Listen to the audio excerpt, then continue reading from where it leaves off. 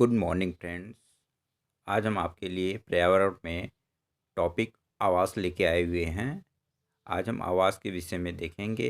ये टॉपिक हमारी बेसिक की बुकों पर आधारित है। ये बेसिक के कक्षा 3 से लेके कक्षा 8 तक की बुकों पर आधारित ये टॉपिक तैयार किया गया है। इसको लाइक, सब्सक्राइब और शेयर अवश्य करें प्लीज़, ताकि आपके साथ साथ और लोगों का भी भला हो सके। अब हम अपने टॉपिक पे आते हैं। वह स्थान जहाँ हम रहते हैं घर या आवास कहलाता है।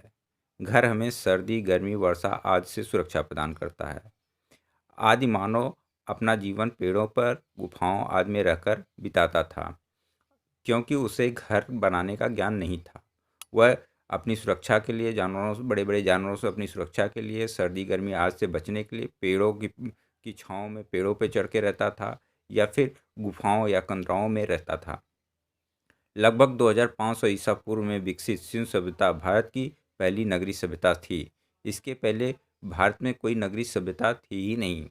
सिंधु सभ्यता भारत की पहली नगरीय सभ्यता है।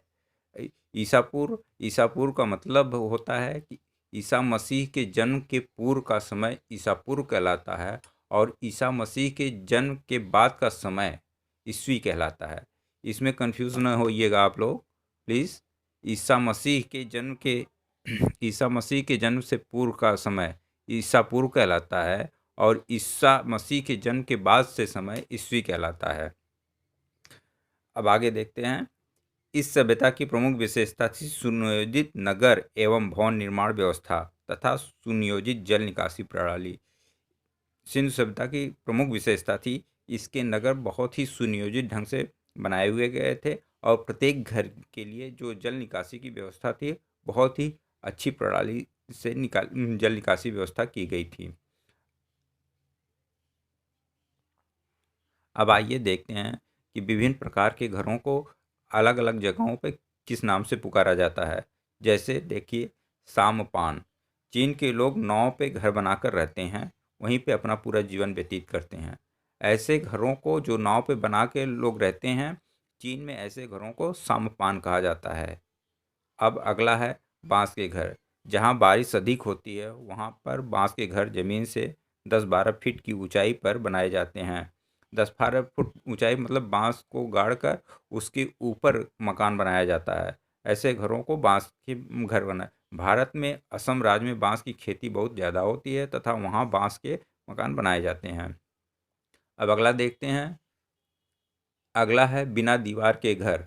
अमेजन के जंगलों में पानी बहुत बरसता है, वहाँ गर्मी भी बहुत पड़ती है और उमस भी बहुत ज़्यादा, गर्मी के कारण उमस भी बहुत ज़्यादा होती है। इसलिए वहाँ के घरों में दीवारें नहीं होती हैं।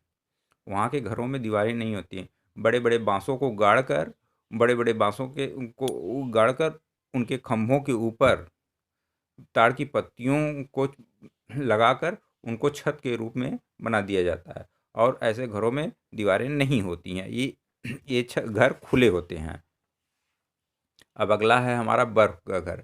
ऐसे जगह जहाँ चारों ओर केवल बर्फ़ ही बर्फ़ होती है, वहाँ के लोग बर्फ़ की सिल्लियों से घर बनाते हैं। बर्फ़ की बड़ी बड़ी सिल्लियों को एक के ऊपर एक जोड़कर गोलाकार, अर्धगोलाकार मकान बनाते हैं।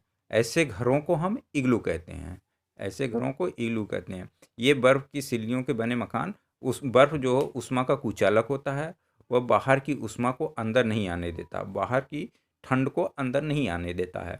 इसलिए उस बड़ी बड़ी सिल्लियों के मकान बनाया जाता है, और जब मकान बन जाता है तो उसके अंदर अंदर आग जलाकर वो घर को गर्म रखते हैं और अपने को ठंड से बचाते हैं। अब तीसरा देखते हैं मिट्टी के घर।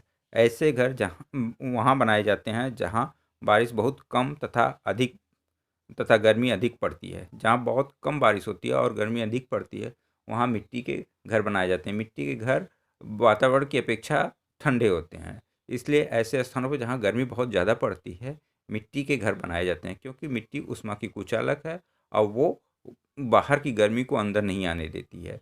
और अब मकान के टेम्परेचर, घर के अंदर का टेम्परेचर घर के बाहर के टेम्परेचर से थोड़ा कम होता है, इसलिए वो थोड़ा ठंडा होता है। आज का हमारा टॉपिक यहीं पे समाप्त होता है, और कल हम आपको अगले टॉपिक के साथ मिलते हैं। इसके साथ ही आप इस चैनल को लाइक, सब्सक्राइब और शेयर अवश्य करें। धन्यवाद।